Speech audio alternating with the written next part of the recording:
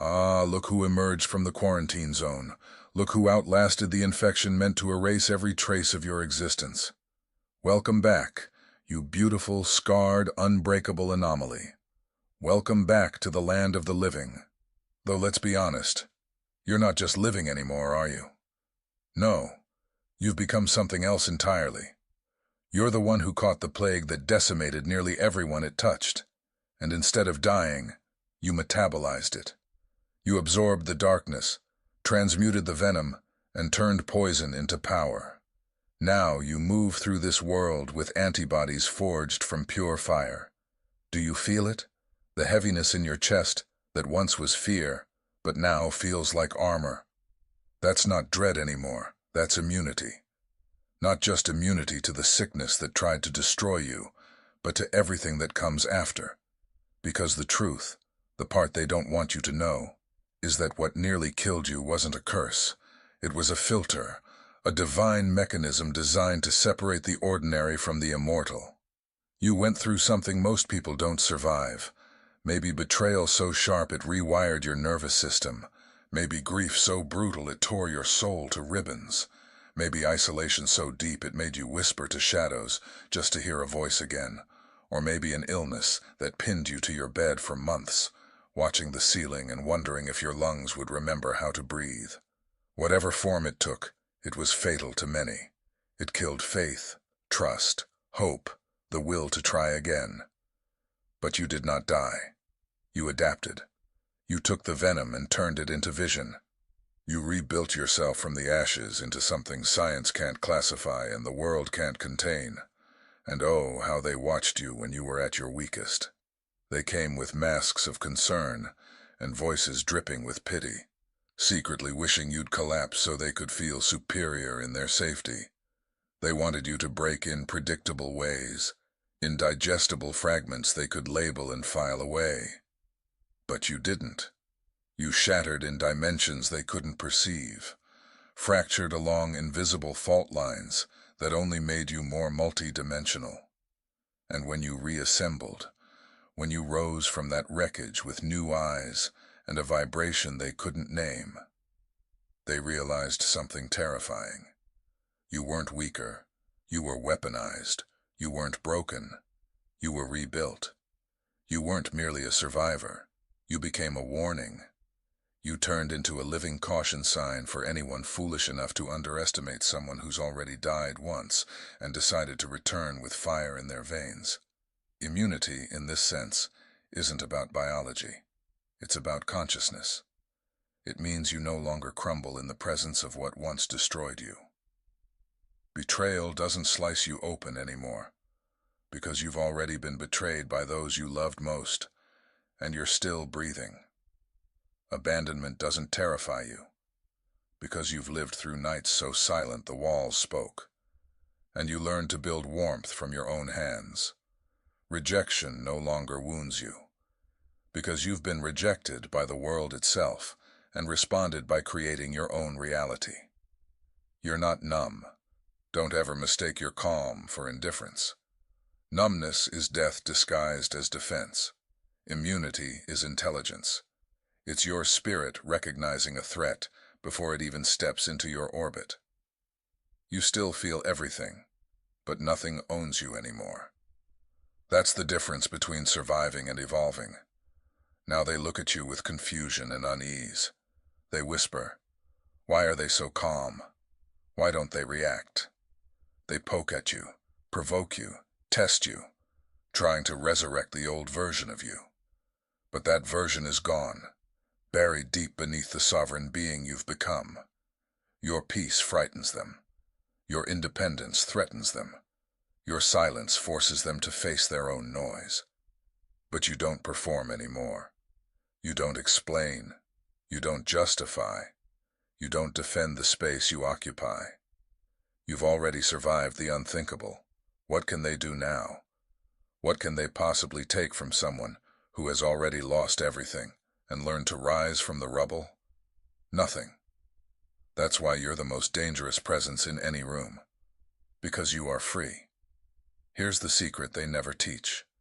Surviving the unsurvivable doesn't just make you stronger. It rewires your entire operating system. Your perception becomes preternatural. You can sense lies before the words form. You can detect manipulation before it takes shape. You feel deceit as a vibration, falseness as static in the air. Your body remembers the taste of betrayal, the scent of danger, the texture of false promises, and it warns you before your conscious mind even catches up. A whisper in your gut, a shift in your pulse, a tightening in your chest, and you know. And when you know, you move differently. You speak differently. You choose differently.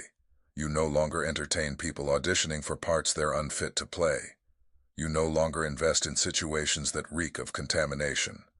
You've developed an immune response to toxicity that acts swiftly, quietly, and mercilessly. Most people spend their whole lives learning to silence their instincts. You spent your darkest hours learning to trust them. Let's name what you survived, because to name it is to own it.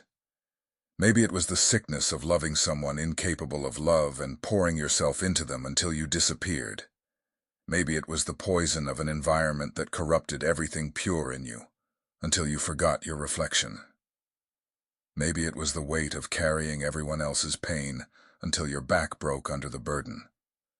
Maybe it was perfectionism, that cruel disease that turned every flaw into a death sentence and every failure into proof you were unworthy. Whatever form it took, you faced it, and it didn't consume you, it refined you. You went through the fire and came out forged. You're not who you were. You're what comes after. And that is something this world isn't ready for. Maybe it was the literal physical sickness that gnawed at your body while everyone around you shrugged off your pain, calling it weakness, exaggeration, or bad luck. They told you to push through, to smile, to stay positive, as if optimism alone could cure the decay. They couldn't see the silent wars happening beneath your skin, the fever dreams, the exhaustion that felt like gravity itself was strangling your soul, the nights you lay awake bargaining with your own body for one more sunrise. Whatever form it took, whether it was illness, heartbreak, betrayal, or the slow erosion of your spirit, it was lethal. It killed your innocence. It killed your naivety. It killed the tender part of you that still believed effort, guaranteed fairness, and goodness always prevailed. Those deaths hurt, didn't they? They left you hollow for a time, stripped of everything that once made you soft and trusting. But those deaths were necessary. That old version of you, the one who believed everyone had good intentions, the one who mistook suffering for loyalty, was too fragile for what was coming. That version would have crumbled under the weight of the storms you were meant to face. So it had to die. And in that death, something new was born. Something sharper, wiser, and infinitely more powerful. You see, the beauty of immunity is that it isn't just defense, it's offense. You're no longer simply protected from the sickness that once tried to destroy you. You carry within you the antidote. Your very presence recalibrates the energy of a room. People don't come to you the way they used to. They don't approach you for validation, distraction, or emotional labor. They come because they feel something around you now, something they can't quite explain. It's not charisma or charm. It's gravity. It's safety. It's truth. They sense, on some primal level, that you've been to hell and came back carrying blueprints for survival. And some part of them, aching and unhealed, hopes that if they stay close enough, a fragment of your fire might transfer to them. That your frequency might awaken something dormant within their own. But here's what you've learned the hard way. You're not here to save anyone. You're not a healer on command, not a savior for the self-destructive. You cannot rescue those who are addicted to their own suffering, who wear pain as personality, who mistake chaos for depth. You can't fix people who refuse to stop bleeding on those who didn't cut them. So now, instead of rescuing, you demonstrate. You embody. You let them watch you heal in real time. You let them witness what it looks like when someone stops negotiating with their demons and starts turning them into fuel. And if they're ready, truly ready, you'll reach back and offer a hand, but you're done dragging people who have no intention of standing up on their own. They're calling you names now, aren't they? Cold, detached, different, changed. They say it like an accusation, like it's evidence that the sickness broke something vital in you. But you know the truth. What they're really saying is, we can't manipulate you anymore. We can't guilt-trip you into carrying our emotional weight. We can't feed off your empathy and call it love. They miss the version of you who bent over backwards to make everyone comfortable, the one who sacrificed peace for approval, the one who accepted crumbs and called it connection. They miss the version of you who tolerated being drained, disrespected, dismissed, because that version made their lives easier. But you learned. You evolved. You realized that self-abandonment isn't kindness, it's self-erasure. And you refused extinction. You chose survival over comfort, boundaries over belonging, self-respect over people-pleasing. And now they don't know how to handle you. Good. Let them choke on their confusion. Let them try to explain how someone who endured so much pain can now radiate this much peace. Let them write their think pieces and whisper their theories. They'll never understand, because understanding would require walking through their own fire, and most will do anything to avoid that journey. Now we need to talk about what comes next, because immunity isn't the end of the story. It's the threshold. It's the beginning of your ascension. You've survived the sickness, developed the antibodies, and now you're standing at a crossroads few ever reach. You can either dim yourself to make others comfortable, pretend to be normal again, hide your strength so fragile people won't feel threatened, or you can step fully into what you've become and let the world rearrange itself around your new frequency. Most people who survive catastrophe spend the rest of their lives apologizing for being difficult to destroy. They downplay their resilience because it intimidates the fragile. They hide their scars because they make the unhealed uncomfortable. They silence their power because when you shine too brightly after the dark, you remind others that healing is a choice they keep avoiding. But you know.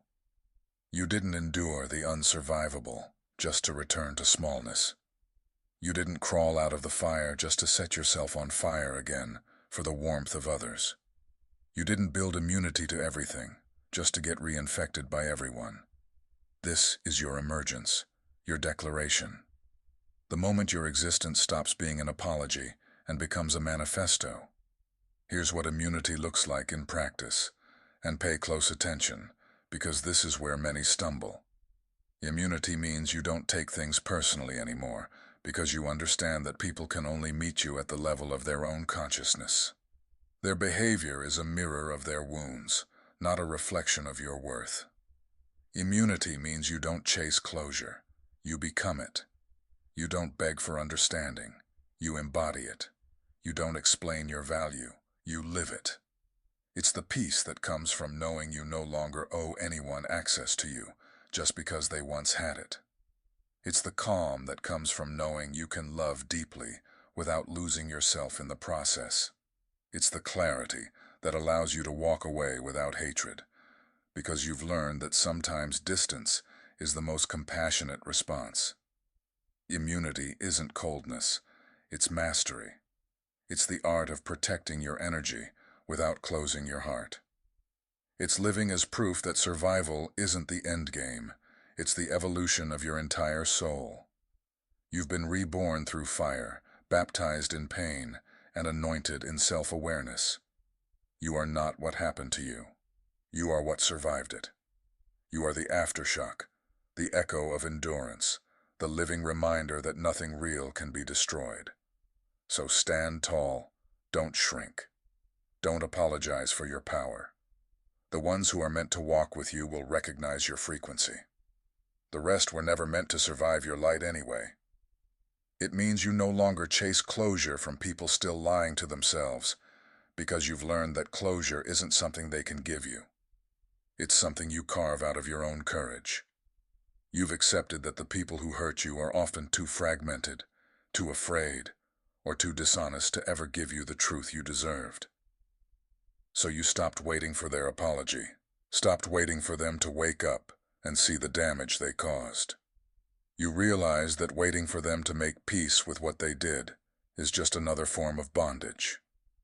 Closure isn't a conversation. It's a decision. It's the quiet act of walking away, of sealing the wound with your own hands, of saying, "I release you," not because they earned forgiveness, but because you've earned your freedom. That's what immunity teaches. You don't need their accountability to find your peace, because peace built on someone else's awareness was never peace to begin with.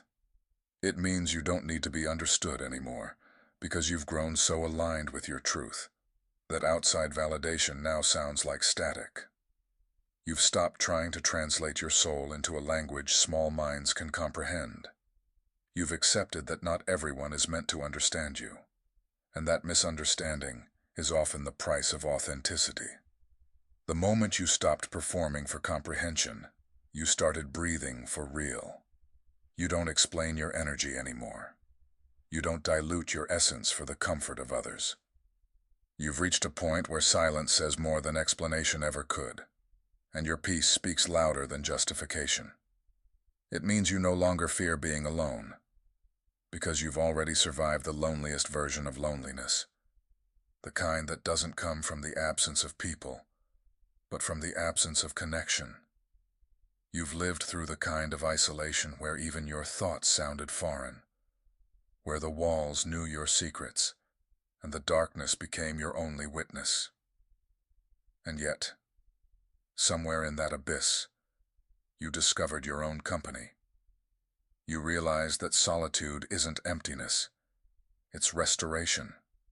It's where your voice returns after the noise dies down. It's where you stopped confusing attention with affection and realized that being alone was never your punishment, it was your preparation. That's why now, when the world falls silent, you don't panic. You close your eyes, take a breath, and listen. To yourself, to God, to the calm pulse of your own aliveness. It means you don't chase opportunities that chase you away. You no longer beg for doors to open that were never built for you. You understand that anything meant for you will recognize you. It will feel like alignment, not exhaustion. You've stopped auditioning for spaces that require you to shrink. You've stopped pouring energy into people who only take and never pour back. You've learned that rejection isn't redirection, it's protection. You no longer bargain for belonging, because you know belonging that must be bargained for will always come with invisible chains. It means you don't react to provocations anymore, because you've seen the machinery behind them. You know that people who try to trigger you are simply broadcasting their own unhealed wounds. You've learned to see projection for what it is, a cry for help, disguised as hostility. And so, instead of engaging, you smile, not out of arrogance, but understanding. You've seen this pattern before. You've mastered this test. You no longer let someone else's chaos dictate your emotional weather. You stay calm in storms that used to drown you. This, right here, is what it means to be immune. Immunity doesn't mean nothing can reach you. It means everything can touch you without destroying your equilibrium. It means you've already been reached by the worst, and yet you stand, softer but stronger, wiser but lighter. It's not indifference, it's evolution. But let's talk about the ones who can't stand that evolution, because this part matters. There are people in your life who are quietly unnerved by your transformation. They're not cheering for you. They're choking on it. They resent the fact that you healed, that you stopped needing them, that you stopped staying small enough for their comfort. These are the people who once fed on your insecurity, who found their importance in your dependence. Your strength exposes their stagnation. Your healing forces them to face their own sickness, and that's something they can't stand. So they'll try to reinfect you. They'll resurrect old memories like ghosts, reopening wounds just to see if they can still make you bleed.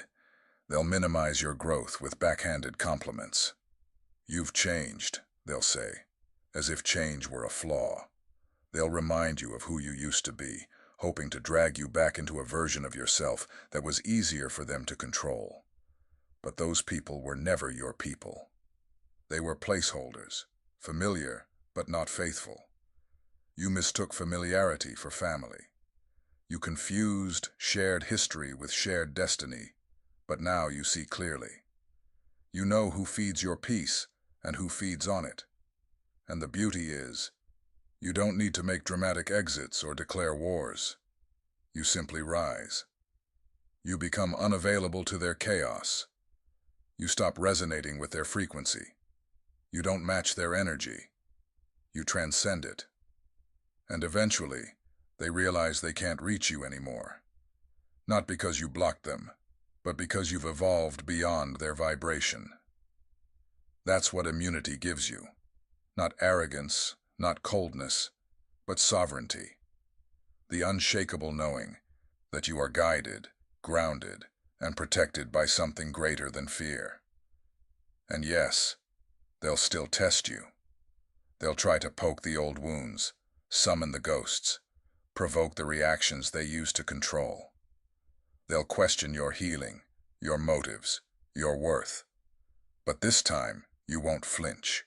You won't defend or explain. You'll simply exist so completely in your truth that their attempts to shake you become irrelevant. You'll watch their efforts collapse under the weight of your calm. That's what real immunity looks like, not being untouchable, but being unshakable. The storms don't stop. You just stop bowing to them. You don't need to prove your evolution. You are the proof. So if this message reached your spirit, it wasn't random. It was divine timing. You were meant to hear this right now, to be reminded that you are still standing for a reason far greater than you can yet see.